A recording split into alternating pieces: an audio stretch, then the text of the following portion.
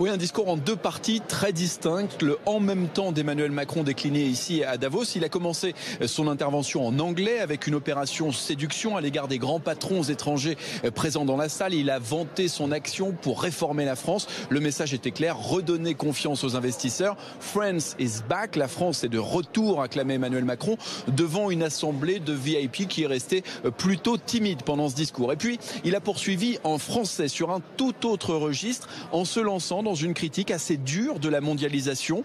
Une mondialisation qui aurait oublié toute une partie de la population mondiale en creusant les inégalités. Écoutez.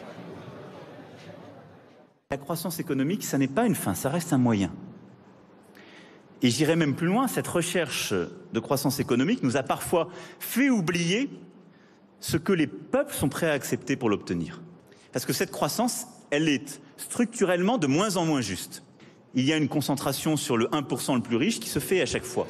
Un discours très à gauche ici à Davos avec une attaque claire contre ceux qu'il a surnommés les champions du numérique mondial. Google et Facebook se sont reconnus et qui, selon Emmanuel Macron, participent à ces injustices de la mondialisation en échappant aux impôts grâce à l'optimisation fiscale. Alors ce n'est pas forcément ce qu'attendaient les chefs d'entreprise les plus riches du monde. Certains sont d'ailleurs partis avant la fin de ce très long discours. Mais rappelons qu'Emmanuel Macron avait pris le soin de les caresser dans le sens du poil quelques jours plus tôt lors d'un grand dîner de gala lundi soir à Versailles.